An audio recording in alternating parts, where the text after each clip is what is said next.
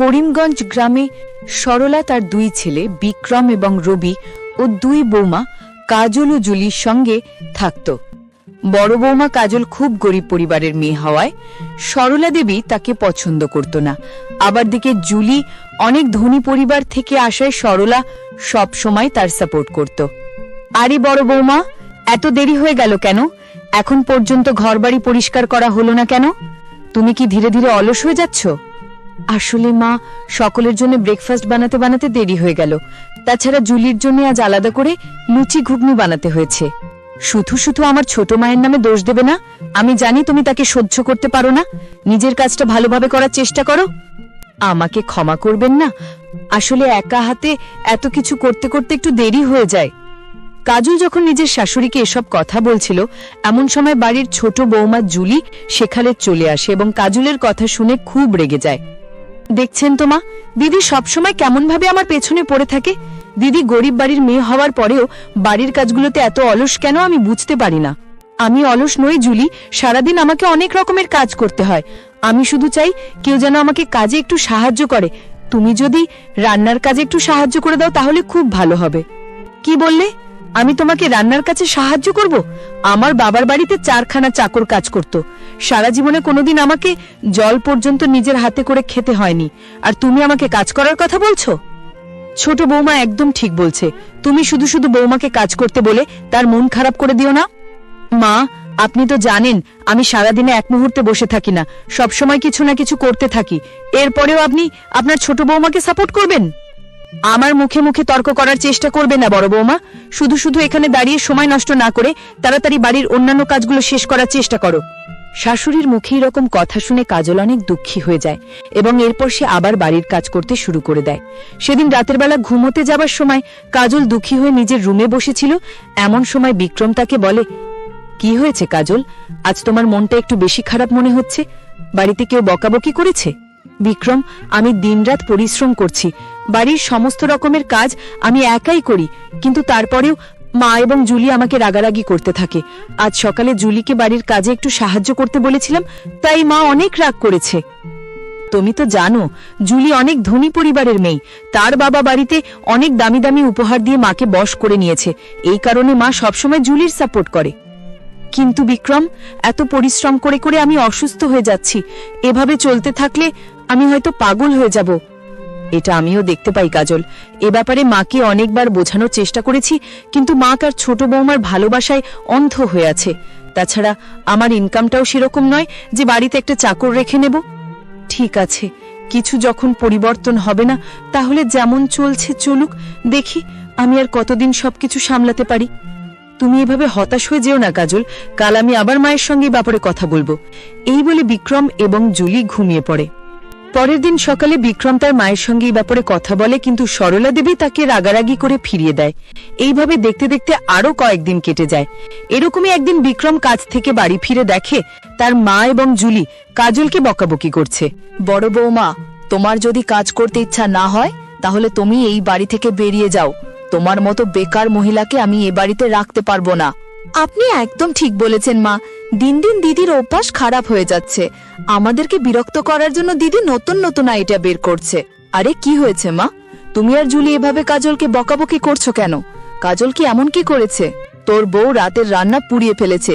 এমনিতেই আমাদের সীমিত টাকা পয়সা, তার উপর তোর বউ যদি এভাবে জিনিসপত্র নষ্ট করে তাহলে তার টাকা কি তার মায়ের বাড়ির লোকেরা দেবে? এরকম ভিখারি পরিবারের মেয়েদের এত নাটক মানায় না। বিক্রম, আমি ইচ্ছা করে এসব করিনি। মা আমাকে তারুণ পরিষ্কার করতে পাঠিয়েছিল এবং সেটা করতে করতেই আমার দেরি হয়ে গেছে। তোমাকে কিচ্ছু বলতে হবে না কাজল। আমি ভালো করেই জানি তুমি ইচ্ছা করে এরকম কিচ্ছু করবে না। তাছাড়া মা, তুমি এই সামান্য কথার জন্য তাকে এত বকাবকি করছো? তাছাড়া বাড়ির সব কাজের দায়িত্ব কি আমার স্ত্রী একা নিয়ে রেখেছে? একবার তোর বউকে কোনো কাজের কথা বলতে পারো না? আমার ছোট বউ কোনো কাজ করবে না। এই বাড়িতে থাকতে হলে তোর বউকেই সব কাজ করতে হবে। আমি ভালো করে জানি নিশ্চয়ই কাজল তোর মাথার মধ্যে এসব কথাগুলো ঢুকিয়েছে। কাজল আমাকে এই ব্যাপারে কিছু বলেনি মা। তোমাদের সমস্ত রকমের অত্যাচার সে একাই মুখ বুজে সহ্য করে। তাছাড়া আমি কি তার জন্য কিছু ভাবতে পারবো না? এই ব্যাপারে আমি আর কোনো কথা শুনতে চাই না বিক্রম। তোর যদি এখানে ভালো না লাগে তাহলে নিজের বউকে নিয়ে এখান থেকে চলে যেতে পারিস। মায়ের মুখে এরকম কথা শুনে বিক্রম খুব রেগে যায় এবং কাজলকে নিয়ে নিজের রুমের ভিতর চলে যায়। রুমে গিয়ে বিক্রম তার জামা কাপড় গুছিয়ে নিতে শুরু করে। বিক্রমের এরকম ব্যবহার দেখে কাজলও অবাক হয়ে যায়। এসব তুমি কি করছো বিক্রম? মা খুব রেগে গেছে, তাই এসব কথা বলে দিয়েছে। একটু পরে মায়ের রাগ ঠান্ডা হয়ে যাবে। তাছাড়া আমি যেমন তেমন ভাবে বাড়ির কাজ সামলে নেব, তোমাকে বাড়ি ছাড়তে হবে না। না কাজল, আমি আর তোমাকে নিয়ে এই বাড়িতে থাকবো না। আমরা এই বাড়ি থেকে চলে গেলে তবেই তাদের শিক্ষা হবে। আমি তোমাকে এই বাড়ির চাকর হয়ে থাকতে দেব না। কাজলের বারণ করা সত্ত্বেও বিক্রম তার কোনো কথা শোনে না এবং কিছু সময় পর বিক্রম কাজলকে নিয়ে বাড়ি থেকে বেরিয়ে পড়ে। তাদের বাড়ি ছেড়ে চলে যাওয়ায় ছোট বউ জুলি অনেক খুশি হয়। মা, আপনি খুব ভালো করেছেন যে দিদিকে বাড়ি থেকে তাড়িয়ে দিলেন। আমার মায়ের বাড়ির লোকেরা ধনী, তাই দিদি সবসময় আমার থেকে হিংসা করত। আমি ধনী বাড়ির মেয়েতে আমার কি দোষ বলুন? তুমি একদম ঠিক বলেছ ছোট বৌমা। বড় বৌমা অনেক হিংসুটে প্রকৃতির মহিলা ছিল। আচ্ছা বৌমা, রাতের খাবার তো পুড়ে গেল, এবার রাতে আমরা কি খাবো? সেটা আমি কিভাবে বলতে পারি? আপনি তাড়াতাড়ি রান্নাঘরে গিয়ে রাতের জন্য কিছু একটা বানাতে শুরু করে ফেলুন। এ তুমি কি বলছো ছোট বৌমা? রাতের জন্য আমাকে রান্না করতে হবে? তুমি তো ভালো করেই জানো আমার পায়ে অনেক ব্যথা থাকে, তাই আমি বেশিক্ষণ পর্যন্ত দাঁড়িয়ে থাকতে পারি না। মা, আপনিও খুব ভালো করে জানেন আমি কত ধনী পরিবারের মেয়ে। আমি সারা জীবনে কোনোদিন রান্নাঘরের কোনো কাজ করিনি, তাই রাতে যদি না খেয়ে থাকতে হয় তাতেও আমার কোনো সমস্যা নেই, কিন্তু আমি রান্না করতে পারবো না। ছোট বউয়ের মুখে এরকম কথা শুনে সরলা দেবী বাধ্য হয়ে রান্নাঘরে চলে যায় এবং রাতের জন্য রান্না করতে শুরু করে দেয়। এইভাবে দেখতে দেখতে এক সপ্তাহ কেটে যায় এবং বাড়ির সকল কাজ সরলা দেবীকেই করতে হতো। অপরদিকে ছোট বৌমা সবসময় নিজের মেকআপ নিয়ে ব্যস্ত থাকতো এবং বাইরে ঘুরে বেড়াতো। একদিন সরলা দেবী যখন একা নিজের রুমে বসেছিল, এমন সময় ছোট ছেলে রবি তার কাছে আসে। কি হয়েছে মা, তুমি এখনো নিজের রুমে বসে আছো কেন? রান্না করবে না? বাবা রবি, আমার শরীরটা খুব খারাপ। বড় বৌমা চলে যাওয়ার পর থেকে বাড়ির সকল কাজ আমাকেই করতে হচ্ছে। এভাবে চলতে থাকলে আমি আর বেশি দিন বাঁচবো না। এসব কিছু তোমার নিজের দোষের কারণে হয়েছে মা। দাদা বৌদিকে বাড়ি থেকে বার করে দেওয়া তোমার উচিত হয়নি। তাছাড়া তুমি এবং জুলি মিলে বৌদির উপর অনেক অত্যাচার করেছে। আমার ভুল হয়ে গেছে রবি, আমি নিজে ভুল বুঝতে পেরেছি। ছোট বৌমা ধনী হওয়ায় আমি সবসময় তার পক্ষ নিয়েছি, কিন্তু এখন আমি বুঝতে পেরেছি আমার বড় বৌমা অনেক ভালো ছিল। এবার সেসব কথা ভেবে আর কোনো লাভ হবে না মা। তুমি ভেবেছিলে বৌদিকে বাড়ি থেকে বের করে দিলে তোমার ছোট বৌমা তোমার খেয়াল রাখবে। সে আমার স্ত্রী হয়ে এতদিনে আমার খেয়াল রাখতে শিখলো না, তোমার কি আর কিভাবে রাখবে? বাবা রবি, তুই একবার বিক্রমদের বাড়ি গিয়ে তাদেরকে বোঝানোর চেষ্টা কর। তারা বাড়ি ফিরে এলে আমার আর কোনো চিন্তা থাকবে না। আমি ভেবে নিয়েছি এবার থেকে আমি বড় বৌমাকে কাজে সাহায্য করব। আমি তোমার কোনো কথাই থাকতে চাই না মা। এবার আমি নিজের রুমে যাচ্ছি। তোমার শরীর ঠিক হয়ে গেলে তুমি রান্নাটা করে নিও। রবি এই বলে সেখান থেকে চলে যায়। এরপর রবি নিজের রুমে গিয়ে দেখে জুলি বিছানায় বসে বসে মেকআপ করছে। আরে রবি, তুমি কাজ থেকে এসে গেছো? এই দেখো, আমি নতুন মেকআপ কিট নিয়ে এলাম। এটা মার্কেটে একদম লেটেস্ট। তোমার মেকআপ দেখার সময় আমার কাছে নেই। তোমাকে আরো একটা কথা বলার আছে। মায়ের শরীর খারাপ, তাই মা হয়তো কয়েকদিন পর্যন্ত রান্না করতে পারবেন না। কাল তুমি নিজের মায়ের বাড়ি চলে যাও। আমি যেদিন বাড়িতে চাকর রাখতে পারবো সেদিনই তোমাকে নিয়ে আসবো। কি বললে? বাড়িতে চাকর রাখবে? আমি আমার বাবাকে ফোন করে বলছি, বাবা আমাদের বাড়ির জন্য চাকর পাঠিয়ে দেবে। এই বলে জুলি নিজের বাবাকে ফোন করে, কিন্তু তার বাবা চাকরের জন্য বারণ করে দেয় এবং জুলিকে বাড়ির কাজ করার কথা বলে। জুলি তার মায়ের বাড়িতে থাকতে যাওয়ার কথা বললে সেটাও জুলির বাবা বারণ করে দেয়। পরের দিন জুলি বাধ্য হয়ে একাই বাড়ির কাজ করতে শুরু করে। ওরে বাবা, বাড়িতে কত কাজ থাকে! না জেনে কাজলের ওপর অনেক বেশি অত্যাচার করে ফেলেছি। দিদির কাছে গিয়ে একবার ক্ষমা চেয়ে নেওয়া দরকার। তুমি একদম ঠিক বলেছ বৌমা। আমিও বুঝতে পেরেছি যে আমরা কাজলের ওপর অনেক বেশি অত্যাচার করেছি। চলো আমরা এখনই গিয়ে একবার তাদের কাছে ক্ষমা চেয়ে আসি। এরপর সরলা দেবী তার ছোট বৌমাকে সঙ্গে নিয়ে কাজলদের ভাড়া বাড়িতে যায়। সেখানে গিয়ে দুজনেই কাজলের কাছে ক্ষমা চায় এবং অনেক অনুরোধ করার পর তাদেরকে বাড়ি ফিরিয়ে আনে। এরপর থেকে সকলে মিলেমিশে বাড়ির কাজ করে এবং সুখে শান্তিতে জীবন কাটাতে থাকে। বন্ধুরা, আজকের জন্য এতটাই। গল্পটি তোমাদের ভালো লাগলে গল্পটিকে লাইক করে দাও এবং এরকম গল্প আরো দেখার জন্য এখনই আমাদের চ্যানেলকে সাবস্ক্রাইব করে দাও। বেশি ঝাল খাওয়া শ্বশুরবাড়ি। রতনপুরের সবচাইতে ভালো এবং প্রভাবশালী পরিবার ছিল বিক্রমের পরিবার। গ্রামের সবাই এই পরিবারের সম্মান করত। বিক্রমের বাবা অজয় একজন প্রভাবশালী জমিদার ছিলেন। তার পরিবারের সকলেই অত্যন্ত সহজ সরল ছিল। বিক্রমের সাথে শিল্পার বিবাহ ঠিক হয়েছিল। শিল্পা, আমি জানি তুমি একটু ঝাল খেতে পারো না, কিন্তু আমার পরিবারের সবাই প্রচুর ঝাল ভালোবাসে। তুমি চিন্তা করো না, আমি সব সামলে নেব। তুমি শুধু বলো, তোমার বাড়ির সবাই কি কি খেতে ভালোবাসে? আমাদের বাড়িতে রোজ ঝাল ঝাল সর্ষে দিয়ে মাখা ইলিশ মাছ, ঝাল মাংস আর ঝাল আলুর চপ রান্না হয়। এটা তো দারুণ ব্যাপার। আমি শুনেছি মা আর ননদ রান্নায় ভীষণ ঝাল পছন্দ করে, কিন্তু তোমার বাবা? বাবা তো সবচেয়ে বেশি ঝাল ভালোবাসেন। উনি ঝাল না হলে নাকি খেতেই পারেন না। আমি সবটা ঠিক সামনে নেব। তুমি শুধু আমাকে বলো কি কি রান্না হয় আর কি কি খেতে ভালোবাসে সবাই। আমাদের বাড়িতে পোস্ত, ঝাল সবজি আর মাছের ঝোল রোজ রান্না হয়। শুধু ঝাল ঝাল সব রান্না হয়। আমি তোমাদের বাড়িতে গিয়ে সবটা সামলে নেব, তুমি চিন্তা করো না। শিল্পার কথায় তার মুখে একটা মিষ্টি হাসি ফুটে ওঠে। বিক্রম মুগ্ধ হয়ে তাকে দেখছিল, আর তার মনে কেবল একটা কথাই বারবার আসছিল, সে সত্যি খুব ভালো একটা মেয়েকে বিয়ে করতে চলেছে। এইভাবেই আরো কয়েকটি দিন কেটে যায় এবং তাদের বিয়ে হয়ে যায়। তুমি চিন্তা করো না বিক্রম, আমি তো এখন তোমার স্ত্রী। এবার আস্তে আস্তে আমি সবকিছু ঠিক করে দেব। তোমার কথাগুলো শুনে আমি খুব খুশি হলাম। চলো এবার, সবাই আমাদের জন্য অপেক্ষা করছে। হ্যাঁ চলো, আমার শ্বশুর শাশুড়ির কাছে যেতে আমার একটুও ভয় লাগছে না। আচ্ছা বিক্রম, তোমার বোনের সঙ্গে আমি কোনোদিন দেখা করিনি, সে কি খেতে ভালোবাসে? আমার সঙ্গে কি ওর মিল হবে? আমার ছোট বোন কবিতা কলেজে পড়ছে, আর তার পছন্দের খাবার হলো অতিরিক্ত ঝাল ঝাল নুডলস। আচ্ছা, তাহলে এই ব্যাপার। সত্যি তোমাদের বাড়ির সকলে যে এত ঝাল পছন্দ করে সেটা শুনেই অবাক লাগছে। বিয়ের পর শিল্পা তার শ্বশুর বাড়িতে আসে। সবাই তাকে দেখে খুব খুশি হয়, কিন্তু এক সপ্তাহ পর আসল গল্পটা শুরু হয়, যখন শিল্পা তাদের ঝাল খাওয়ার অভ্যেসটা খুব কাছ থেকে দেখতে পায়। সে দেখে তার শ্বশুর শাশুড়ি এবং ননদ কবিতা সবাই ঝাল ছাড়া কিছুই খেতে পারে না। মা, আমি তো এত ঝাল খেতে পারি না, আমার তো জিভে জ্বালা করবে। বৌমা, ঝাল ছাড়া খেতে কি ভালো লাগে? তুমি একটু খেয়েই দেখো, দেখবে ভালো লাগবে। বৌদি, ঝাল ছাড়া তো কোনো রান্না স্বাদই লাগে না। তুমি ঝাল না খেলে কেমন করে হবে? আমি তো অত ঝাল খেতেই পারি না, আমার তো জ্বালা করে। আমি অল্প ঝাল দিয়ে খাবো মা। ঠিক আছে বাবা, তুমি আজ অল্প ঝাল দিয়ে খেয়ে নাও, কিন্তু কাল থেকে বেশি বেশি ঝাল খেতে হবে। আরে বৌমা, মায়ের কথা শোনো, ঝাল খাওয়া ভালো, এতে শরীর ভালো থাকে।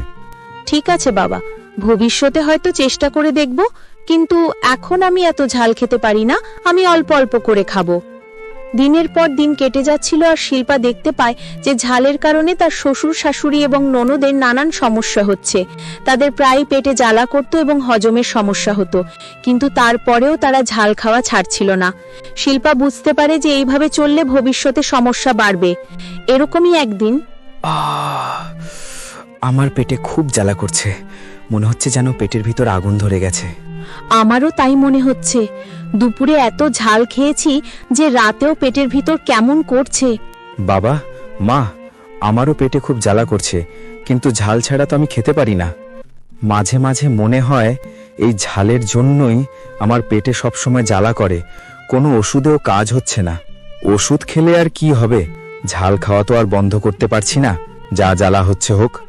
তুমি একদম ঠিক বলেছ বাবা, পেটের জ্বালা সহ্য করে নেওয়া যাবে, কিন্তু ঝাল ছাড়া থাকা যাবে না। ঠিক বলেছিস, ঝাল না হলে খাবারের কোনো স্বাদই থাকে না। আমাদের ঝাল খাওয়া চলবেই। মা, আমি বলি কি, তোমরা এত ঝাল খেও না। ঝাল খেলে পেটে জ্বালা করতেই থাকবে, তাছাড়া ভবিষ্যতে অন্য কোনো সমস্যাও হতে পারে। শিল্পা তাদের এই অভ্যাস বদলানোর জন্য অনেক চেষ্টা করে, কিন্তু কোনো লাভ হয় না। একদিন শিল্পা তার ননদ কবিতার কাছে গিয়ে জিজ্ঞাসা করে যে কেন তারা এত ঝাল খায়। কবিতা, তোমরা সবাই এত ঝাল খাও কেন? তোমাদের কি ঝাল ছাড়া ভালো লাগে না? বৌদি, আগে আমরা এত ঝাল খেতাম না, আমাদের গ্রামের নদীর জল খেলেই সবাই ঝাল খেতে অভ্যস্ত হয়ে যায়। আমরাও সেই নদীর জল ফিল্টার করে খেতে শুরু করার পর থেকে ঝাল খেতে শুরু করেছি, কিন্তু এর জন্য তো তোমাদের পেটে জ্বালা করছে, শরীর খারাপ হচ্ছে, এটা তো ভালো নয়। আমরাও জানি যে এটা ভালো নয়, কিন্তু আমরা ঝাল খাওয়া ছাড়তে পারি না, এটা আমাদের অভ্যাসে পরিণত হয়েছে। কবিতা, তুমি চিন্তা করো না, আমি তোমাদের এই অভ্যাসটা বদলাবো, তোমাদের সুস্থ করে তুলবো। কিভাবে? আমার তো মনে হচ্ছে এটা কোনোভাবেই সম্ভব হবে না। তুমি কি আমাদের ঝাল খাবার অভ্যাস সরাতে পারবে? হ্যাঁ, আমি পারবো। আমি তো একজন আয়ুর্বেদিক চিকিৎসক, আমি এর ব্যবস্থা করে দেব। আমার মনে হয় আয়ুর্বেদের মাধ্যমে তোমাদের অভ্যাস ছাড়ানো যাবে। তুমি আয়ুর্বেদিক চিকিৎসক? আমি তো জানতাম না। সত্যি বৌদি, এবার মনে হচ্ছে পারলে তুমি পারবে। এইবার গল্পে নতুন মোড় আসে যখন একজন ডাক্তার সুরেশ তাতে গ্রামে আসে। সুরেশ হলেন শিল্পার বন্ধু এবং তিনি শিল্পার সাথে মিলিত হয়ে তাদের সাহায্য করতে এগিয়ে আসেন। শিল্পার ডাক্তার সুরেশের কাছে সব খুলে বলে আর তারা দুজনে মিলে একটা পরিকল্পনা করে। শিল্পা, তুমি চিন্তা করো না, আমি তোমার পাশে আছি। আমরা এই সমস্যাটার সমাধান করব। সুরেশ, আমাদের একটা পরিকল্পনা করতে হবে যাতে এই নদীর জল বন্ধ করা যায় আর ঝাল খাওয়া বন্ধ হয়। হ্যাঁ, আমাদের এই গ্রামের নদীর জলের উৎস বদলাতে হবে, তাহলে এই সমস্যার সমাধান হবে। তাহলে আমরা কি করব? গ্রামের সব মানুষকে বোঝাতে হবে যে এই জল খেলে কি কি সমস্যা হয়। আমরা একটা ক্যাম্প করব যেখানে গ্রামের সবাইকে এই জলের ক্ষতিকারক দিকগুলো বোঝানো হবে। হ্যাঁ, এটা খুব ভালো পরিকল্পনা। তাহলে সবাই ঝাল খাওয়া ছেড়ে দেবে আর সবাই সুস্থ হয়ে উঠবে। আমরা আগামীকাল থেকে এই কাজটা শুরু করব। তুমি গ্রামের সবার সাথে কথা বলো। হ্যাঁ, আমি তাই করব। আমি চাই সবাই সুস্থ থাকুক আর সবাই যেন ঝাল খাওয়া ছেড়ে দেয়। পরিকল্পনা অনুযায়ী শিল্পা এবং সুরেশ গ্রামের সব মানুষকে বোঝায়। প্রথমে কেউ বিশ্বাস করতে চায় না, কিন্তু যখন তারা দেখে যে তাদের পেটে জ্বালা, হজমের সমস্যা ইত্যাদি হচ্ছে, তখন তারা বুঝতে পারে। এরপর সবাই নদীর জল খাওয়া বন্ধ করে দেয় এবং স্বাভাবিক জল পান করে। বৌমা, তোমরা যা বলেছ সেটা তো সত্যি। এই নদীর জল খেয়ে আমাদের পেটে জ্বালা হচ্ছে। হ্যাঁ, আমি আর এই নদীর জল খাবো না। আমি এখন সুস্থ থাকতে চাই। হ্যাঁ বৌদি, এই কয়েকদিন নদীর জল খাওয়া বন্ধ রাখতে অনেক লাভ হয়েছে। কবিতা, তোমাদের নদীর জল খাওয়া বন্ধ করানোটা খুব একটা সহজ কাজ ছিল না। আমি তোমাদের খাবারে একটা ঔষধ মিশিয়ে দিয়েছিলাম, যার জন্য তোমরাই নদীর জল খাওয়া বন্ধ করতে পেরেছো। তোমাদের নদীর জল খেয়ে খেয়ে একটা আলাদা রকমের নেশা হয়ে গিয়েছিল। তোমার অনেক ধন্যবাদ বৌদি। আমি সেটাই ভাবছিলাম যে এতদিনে আমরা নদীর জল খাওয়া বন্ধ করতে পারলাম না, এই কয়েকদিনে কিভাবে সেটা বন্ধ করে দিলাম। আমি এখন থেকে আর এত ঝাল রান্না খাবো না বৌমা। তুমি যা রান্না করবে আমরা সেটাই খাবো। আমার আর আগের মতো ঝাল খেতে ইচ্ছে করছে না। বৌদি, আমিও ঝাল খাওয়া ছেড়ে দেব। তুমি যা বলবে আমি সেটাই শুনবো, কারণ তুমি আমাদের ভালো চাও। সত্যি বৌমা, আমরা অনেক লাকি যে তোমার মতো এত বুদ্ধিমতী মেয়ে আমাদের বাড়ির বৌমা হয়েছো। তোমার জন্য আমরা সুস্থভাবে থাকতে পারবো। শিল্পা তাদের কথা শুনে খুব খুশি হয়। এরপর থেকে সবাই ঝাল খাওয়া ছেড়ে দেয়। শিল্পা পরিবারের সকলের জন্য সুস্বাদু এবং ঝাল ছাড়া খাবার রান্না করে। সবাই সুস্থ এবং আনন্দে দিন কাটাতে থাকে। বন্ধুরা, আজকের জন্য এতটাই। গল্পটি তোমাদের ভালো লাগলে গল্পটিকে লাইক করে দাও এবং এরকম গল্প আরো দেখার জন্য এখনই আমাদের চ্যানেলটিকে সাবস্ক্রাইব করে দাও। করিমগঞ্জ গ্রামে সরলা তার দুই ছেলে বিক্রম এবং রবি ও দুই বৌমা কাজল ও জুলির সঙ্গে থাকত। বড় বৌমা কাজল খুব গরিব পরিবারের মেয়ে হওয়ায় সরলা দেবী তাকে পছন্দ করত না। আবার দিকে জুলি অনেক ধনী পরিবার থেকে আসায় সরলা সব সময় তার সাপোর্ট করত। আরে বড় বৌমা, এত দেরি হয়ে গেল কেন? এখন পর্যন্ত ঘরবাড়ি পরিষ্কার করা হলো না কেন? তুমি কি ধীরে ধীরে অলস হয়ে যাচ্ছ? আসলে মা, সকলের জন্য ব্রেকফাস্ট বানাতে বানাতে দেরি হয়ে গেল। তাছাড়া জুলির জন্য আজ আলাদা করে লুচি ঘুগনি বানাতে হয়েছে। শুধু শুধু আমার ছোট মায়ের নামে দোষ দেবে না। আমি জানি তুমি তাকে সহ্য করতে পারো না। নিজের কাজটা ভালোভাবে করার চেষ্টা করো। আমাকে ক্ষমা করবেন না, আসলে একা হাতে এত কিছু করতে করতে একটু দেরি হয়ে যায়। কাজল যখন নিজের শাশুড়িকে এসব কথা বলছিল, এমন সময় বাড়ির ছোট বৌমা জুলি সেখানে চলে আসে এবং কাজলের কথা শুনে খুব রেগে যায়। দেখছেন তো মা, দিদি সবসময় কেমন ভাবে আমার পেছনে পড়ে থাকে। দিদি গরিব বাড়ির মেয়ে হওয়ার পরেও বাড়ির কাজগুলোতে এত অলস কেন আমি বুঝতে পারি না। আমি অলস নই জুলি, সারাদিন আমাকে অনেক রকমের কাজ করতে হয়। আমি শুধু চাই কেউ যেন আমাকে কাজে একটু সাহায্য করে। তুমি যদি রান্নার কাজে একটু সাহায্য করে দাও তাহলে খুব ভালো হবে। কি বললে? আমি তোমাকে রান্নার কাছে সাহায্য করব? আমার বাবার বাড়িতে 4খানা চাকর কাজ করত। সারা জীবনে কোনোদিন আমাকে জল পর্যন্ত নিজের হাতে করে খেতে হয়নি, আর তুমি আমাকে কাজ করার কথা বলছো? ছোট বৌমা একদম ঠিক বলছে। তুমি শুধু শুধু বৌমাকে কাজ করতে বলে তার মন খারাপ করে দিও না। মা, আপনি তো জানেন আমি সারাদিনে এক মুহূর্তে বসে থাকি না, সবসময় কিছু না কিছু করতে থাকি। এরপরেও আপনি আপনার ছোট বৌমাকে সাপোর্ট করবেন? আমার মুখে মুখে তর্ক করার চেষ্টা করবে না বড় বৌমা। শুধু শুধু এখানে দাঁড়িয়ে সময় নষ্ট না করে তাড়াতাড়ি বাড়ির অন্যান্য কাজগুলো শেষ করার চেষ্টা করো। শাশুড়ির মুখে এরকম কথা শুনে কাজল অনেক দুঃখী হয়ে যায় এবং এরপর সে আবার বাড়ির কাজ করতে শুরু করে দেয়। সেদিন রাতের বেলা ঘুমোতে যাবার সময় কাজল দুঃখী হয়ে নিজের রুমে বসেছিল। এমন সময় বিক্রম তাকে বলে, কি হয়েছে কাজল, আজ তোমার মনটা একটু বেশি খারাপ মনে হচ্ছে? বাড়িতে কেউ বকাবকি করেছে? বিক্রম, আমি দিনরাত পরিশ্রম করছি, বাড়ির সমস্ত রকমের কাজ আমি একাই করি, কিন্তু তারপরেও মা এবং জুলি আমাকে রাগারাগি করতে থাকে। আজ সকালে জুলিকে বাড়ির কাজে একটু সাহায্য করতে বলেছিলাম, তাই মা অনেক রাগ করেছে। তুমি তো জানো জুলি অনেক ধনী পরিবারের মেয়ে, তার বাবা বাড়িতে অনেক দামি দামি উপহার দিয়ে মাকে বশ করে নিয়েছে, এই কারণে মা সবসময় জুলির সাপোর্ট করে। কিন্তু বিক্রম, এত পরিশ্রম করে করে আমি অসুস্থ হয়ে যাচ্ছি, এভাবে চলতে থাকলে আমি হয়তো পাগল হয়ে যাব। এটা আমিও দেখতে পাই কাজল, এ ব্যাপারে মাকে অনেকবার বোঝানোর চেষ্টা করেছি, কিন্তু মা তার ছোট বৌমার ভালোবাসায় অন্ধ হয়ে আছে। তাছাড়া আমার ইনকামটাও সেরকম নয় যে বাড়িতে একটা চাকর রেখে নেব। ঠিক আছে, কিছু যখন পরিবর্তন হবে না, তাহলে যেমন চলছে চলুক, দেখি আমি আর কতদিন সবকিছু সামলাতে পারি। তুমি এভাবে হতাশ হয়ে যেও না কাজল, কাল আমি আবার মায়ের সঙ্গে এই ব্যাপারে কথা বলবো। এই বলে বিক্রম এবং জুলি ঘুমিয়ে পড়ে। পরের দিন সকালে বিক্রম তার মায়ের সঙ্গে এই ব্যাপারে কথা বলে, কিন্তু সরলা দেবী তাকে রাগারাগি করে ফিরিয়ে দেয়। এইভাবে দেখতে দেখতে আরো কয়েকদিন কেটে যায়। এরকমই একদিন বিক্রম কাজ থেকে বাড়ি ফিরে দেখে তার মা এবং জুলি কাজলকে বকাবকি করছে। বড় বৌমা, তোমার যদি কাজ করতে ইচ্ছা না হয় তাহলে তুমি এই বাড়ি থেকে বেরিয়ে যাও। তোমার মতো বেকার মহিলাকে আমি এ বাড়িতে রাখতে পারবো না। আপনি একদম ঠিক বলেছেন মা, দিন দিন দিদির অভ্যাস খারাপ হয়ে যাচ্ছে। আমাদেরকে বিরক্ত করার জন্য দিদি নতুন নতুন আইডিয়া বের করছে। আরে কি হয়েছে মা, তুমি আর জুলি এভাবে কাজলকে বকাবকি করছো কেন? কাজল কি এমন কি করেছে? তোর বউ রাতের রান্না পুড়িয়ে ফেলেছে। এমনিতেই আমাদের সীমিত টাকা পয়সা, তার উপর তোর বউ যদি এভাবে জিনিসপত্র নষ্ট করে তাহলে তার টাকা কি তার মায়ের বাড়ির লোকেরা দেবে? এরকম ভিখারি পরিবারের মেয়েদের এত নাটক মানায় না। বিক্রম, আমি ইচ্ছা করে এসব করিনি।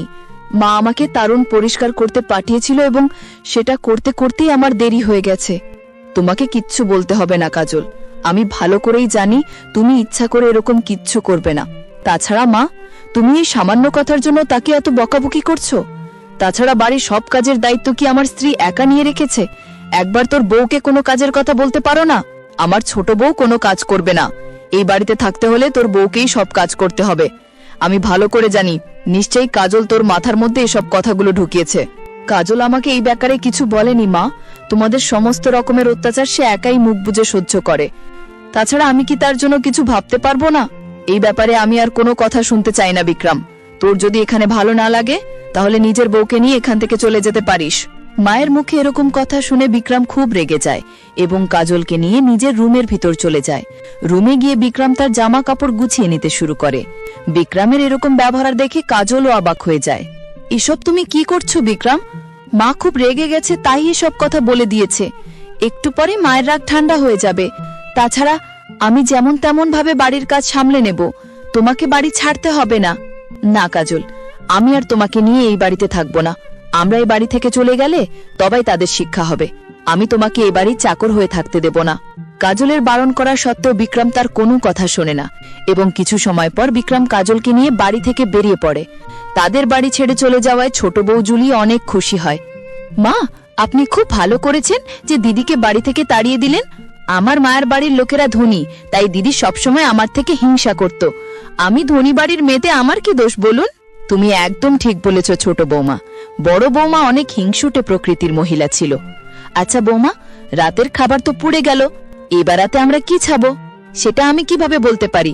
আপনি তাড়াতাড়ি রান্নাঘরে গিয়ে রাতের জন্য কিছু একটা বানাতে শুরু করে ফেলুন। এ তুমি কি বলছো ছোট বৌমা? রাতের জন্য আমাকে রান্না করতে হবে? তুমি তো ভালো করেই জানো আমার পায়ে অনেক ব্যথা থাকে, তাই আমি বেশিক্ষণ পর্যন্ত দাঁড়িয়ে থাকতে পারি না। মা, আপনিও খুব ভালো করে জানেন আমি কত ধনী পরিবারের মেয়ে। আমি সারা জীবনে কোনোদিন রান্নাঘরের কোনো কাজ করিনি, তাই রাতে যদি না খেয়ে থাকতে হয় তাতেও আমার কোনো সমস্যা নেই, কিন্তু আমি রান্না করতে পারবো না।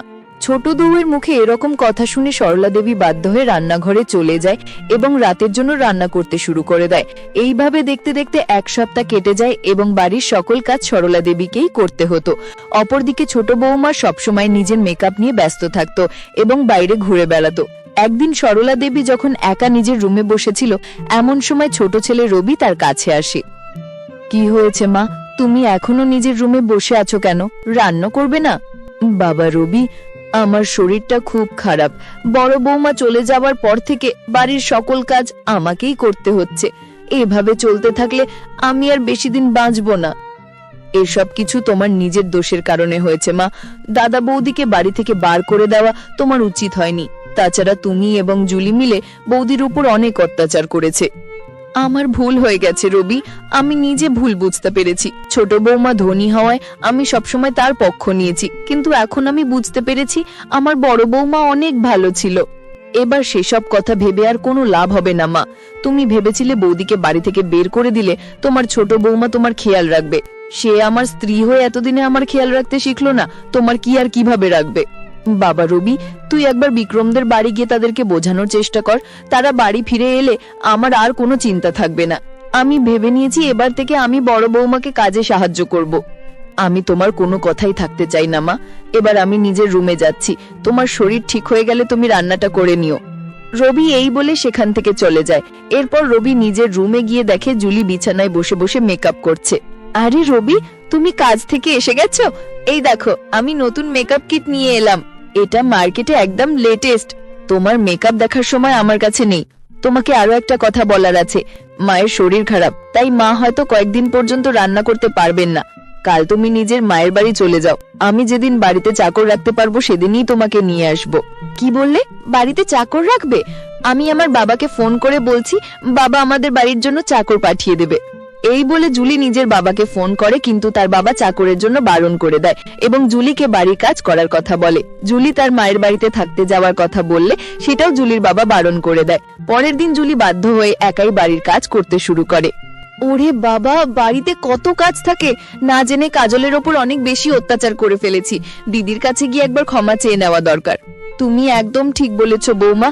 আমিও বুঝতে পেরেছি যে আমরা কাজলের ওপর অনেক বেশি অত্যাচার করেছি। চলো আমরা এখনই গিয়ে একবার তাদের কাছে ক্ষমা চেয়ে আসি। এরপর সরলা দেবী তার ছোট বৌমাকে সঙ্গে নিয়ে কাজলদের ভাড়া বাড়িতে যায়। সেখানে গিয়ে দুজনেই কাজলের কাছে ক্ষমা চায় এবং অনেক অনুরোধ করার পর তাদেরকে বাড়ি ফিরিয়ে আনে। এরপর থেকে সকলে মিলেমিশে বাড়ির কাজ করে এবং সুখে শান্তিতে জীবন কাটাতে থাকে। বন্ধুরা, আজকের জন্য এতটাই। গল্পটি তোমাদের ভালো লাগলে গল্পটিকে লাইক করে দাও এবং এরকম গল্প আরো দেখার জন্য এখনই আমাদের চ্যানেলকে সাবস্ক্রাইব করে দাও। বেশি ঝাল খাওয়া শ্বশুরবাড়ি। রতনপুরের সবচাইতে ভালো এবং প্রভাবশালী পরিবার ছিল বিক্রমের পরিবার। গ্রামের সবাই এই পরিবারের সম্মান করত। বিক্রমের বাবা অজয় একজন প্রভাবশালী জমিদার ছিলেন। তার পরিবারের সকলেই অত্যন্ত সহজ সরল ছিল। বিক্রমের সাথে শিল্পার বিবাহ ঠিক হয়েছিল। শিল্পা, আমি জানি তুমি একটু ঝাল খেতে পারো না, কিন্তু আমার পরিবারের সবাই প্রচুর ঝাল ভালোবাসে। তুমি চিন্তা করো না, আমি সব সামলে নেব। তুমি শুধু বলো, তোমার বাড়ির সবাই কি কি খেতে ভালোবাসে? আমাদের বাড়িতে রোজ ঝাল ঝাল সর্ষে দিয়ে মাখা ইলিশ মাছ, ঝাল মাংস আর ঝাল আলুর চপ রান্না হয়। এটা তো দারুণ ব্যাপার। আমি শুনেছি মা আর ননদ রান্নায় ভীষণ ঝাল পছন্দ করে, কিন্তু তোমার বাবা? বাবা তো সবচেয়ে বেশি ঝাল ভালোবাসেন। উনি ঝাল না হলে নাকি খেতেই পারেন না। আমি সবটা ঠিক সামনে নেব। তুমি শুধু আমাকে বলো কি কি রান্না হয় আর কি কি খেতে ভালোবাসে সবাই। আমাদের বাড়িতে পোস্ত, ঝাল সবজি আর মাছের ঝোল রোজ রান্না হয়। শুধু ঝাল ঝাল সব রান্না হয়। আমি তোমাদের বাড়িতে গিয়ে সবটা সামলে নেব, তুমি চিন্তা করো না। শিল্পার কথায় তার মুখে একটা মিষ্টি হাসি ফুটে ওঠে।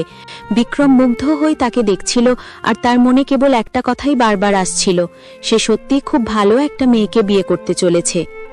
এইভাবেই আরো কয়েকটি দিন কেটে যায় এবং তাদের বিয়ে হয়ে যায়। তুমি চিন্তা করো না বিক্রম, আমি তো এখন তোমার স্ত্রী।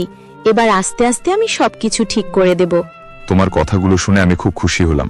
চলো এবার, সবাই আমাদের জন্য অপেক্ষা করছে। হ্যাঁ চলো, আমার শ্বশুর শাশুড়ির কাছে যেতে আমার একটুও ভয় লাগছে না। আচ্ছা বিক্রম, তোমার বোনের সঙ্গে আমি কোনোদিন দেখা করিনি। সে কি খেতে ভালোবাসে? আমার সঙ্গে কি ওর মিল হবে? আমার ছোট বোন কবিতা কলেজে পড়ছে, আর তার পছন্দের খাবার হলো অতিরিক্ত ঝাল ঝাল নুডলস। আচ্ছা, তাহলে এই ব্যাপার। সত্যি তোমাদের বাড়ির সকলে যে এত ঝাল পছন্দ করে সেটা শুনেই অবাক লাগছে। বিয়ের পর শিল্পা তার শ্বশুর বাড়িতে আসে। সবাই তাকে দেখে খুব খুশি হয়, কিন্তু এক সপ্তাহ পর আসল গল্পটা শুরু হয়, যখন শিল্পা তাদের ঝাল খাওয়ার অভ্যেসটা খুব কাছ থেকে দেখতে পায়। সে দেখে তার শ্বশুর শাশুড়ি এবং ননদ কবিতা সবাই ঝাল ছাড়া কিছুই খেতে পারে না। মা, আমি তো এত ঝাল খেতে পারি না, আমার তো জিভে জ্বালা করবে। বৌমা, ঝাল ছাড়া খেতে কি ভালো লাগে? তুমি একটু খেয়েই দেখো, দেখবে ভালো লাগবে। বৌদি, ঝাল ছাড়া তো কোনো রান্নার স্বাদই লাগে না। তুমি ঝাল না খেলে কেমন করে হবে? আমি তো অত ঝাল খেতেই পারি না, আমার তো জ্বালা করে। আমি অল্প ঝাল দিয়ে খাবো মা। ঠিক আছে বাবা, তুমি আজ অল্প ঝাল দিয়ে খেয়ে নাও, কিন্তু কাল থেকে বেশি বেশি ঝাল খেতে হবে। আরে বৌমা, মায়ের কথা শোনো, ঝাল খাওয়া ভালো, এতে শরীর ভালো থাকে। ঠিক আছে বাবা, ভবিষ্যতে হয়তো চেষ্টা করে দেখব, কিন্তু এখন আমি এত ঝাল খেতে পারি না, আমি অল্প অল্প করে খাবো। দিনের পর দিন কেটে যাচ্ছিল আর শিল্পা দেখতে পায় যে ঝালের কারণে তার শ্বশুর শাশুড়ি এবং ননদের নানান সমস্যা হচ্ছে।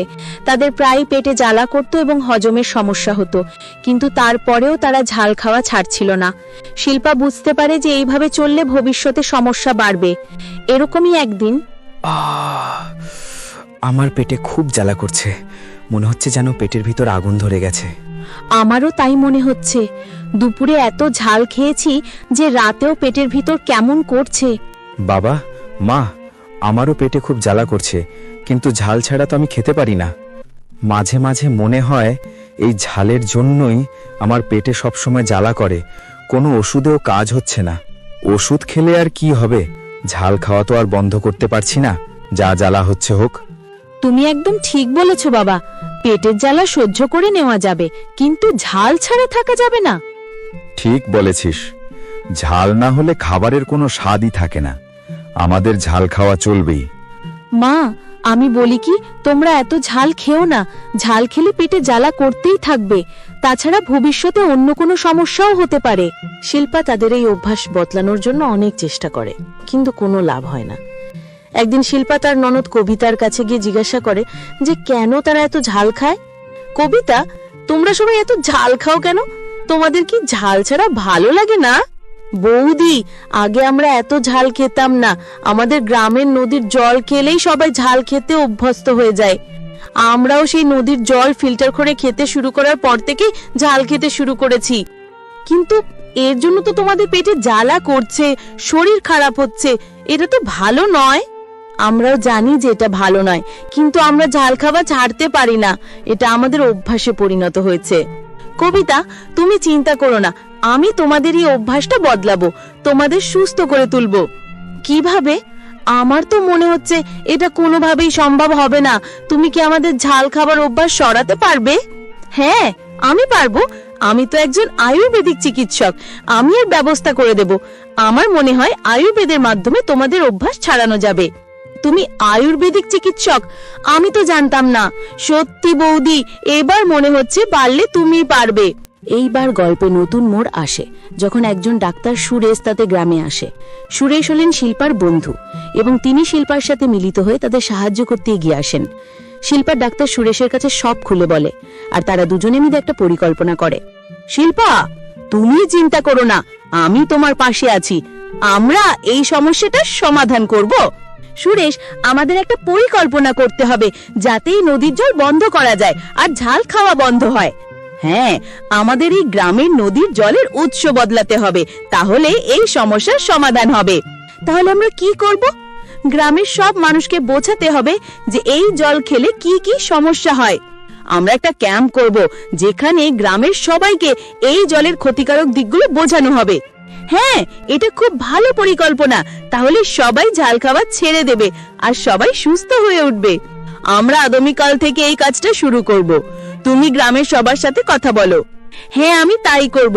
আমি চাই সবাই সুস্থ থাকুক আর সবাই যেন ঝাল খাওয়া ছেড়ে দেয়। পরিকল্পনা অনুযায়ী শিল্পা এবং সুরেশ গ্রামের সব মানুষকে বোঝায়। প্রথমে কেউ বিশ্বাস করতে চায় না, কিন্তু যখন তারা দেখে যে তাদের পেটে জ্বালা, হজমের সমস্যা ইত্যাদি হচ্ছে, তখন তারা বুঝতে পারে। এরপর সবাই নদীর জল খাওয়া বন্ধ করে দেয় এবং স্বাভাবিক জল পান করে। বৌমা, তোমরা যা বলেছো সেটা তো সত্যি। এই নদীর জল খেয়ে আমাদের পেটে জ্বালা হচ্ছে। হ্যাঁ, আমি আর এই নদীর জল খাবো না, আমি এখন সুস্থ থাকতে চাই। হ্যাঁ বৌদি, এই কয়েকদিন নদীর জল খাওয়া বন্ধ রাখতে অনেক লাভ হয়েছে। কবিতা, তোমাদের নদীর জল খাওয়া বন্ধ করানোটা খুব একটা সহজ কাজ ছিল না। আমি তোমাদের খাবারে একটা ঔষধ মিশিয়ে দিয়েছিলাম, যার জন্য তোমরাই নদীর জল খাওয়া বন্ধ করতে পেরেছো। তোমাদের নদীর জল খেয়ে খেয়ে একটা আলাদা রকমের নেশা হয়ে গিয়েছিল। তোমার অনেক ধন্যবাদ বৌদি। আমি সেটাই ভাবছিলাম যে এতদিনে আমরা নদীর জল খাওয়া বন্ধ করতে পারলাম না, এই কয়েকদিনে কিভাবে সেটা বন্ধ করে দিলাম। আমি এখন থেকে আর এত ঝাল রান্না খাবো না বৌমা, তুমি যা রান্না করবে আমরা সেটাই খাবো। আমার আর আগের মতো ঝাল খেতে ইচ্ছে করছে না। বৌদি, আমিও ঝাল খাওয়া ছেড়ে দেব। তুমি যা বলবে আমি সেটাই শুনবো, কারণ তুমি আমাদের ভালো চাও। সত্যি বৌমা, আমরা অনেক লাকি যে তোমার মতো এত বুদ্ধিমতী মেয়ে আমাদের বাড়ির বৌমা হয়েছো। তোমার জন্য আমরা সুস্থভাবে থাকতে পারবো। শিল্পা তাদের কথা শুনে খুব খুশি হয়। এরপর থেকে সবাই ঝাল খাওয়া ছেড়ে দেয়। শিল্পা পরিবারের সকলের জন্য সুস্বাদু এবং ঝাল ছাড়া খাবার রান্না করে। সবাই সুস্থ এবং আনন্দে দিন কাটাতে থাকে। বন্ধুরা, আজকের জন্য এতটাই। গল্পটি তোমাদের ভালো লাগলে গল্পটিকে লাইক করে দাও এবং এরকম গল্প আরো দেখার জন্য এখনই আমাদের চ্যানেলটিকে সাবস্ক্রাইব করে দাও।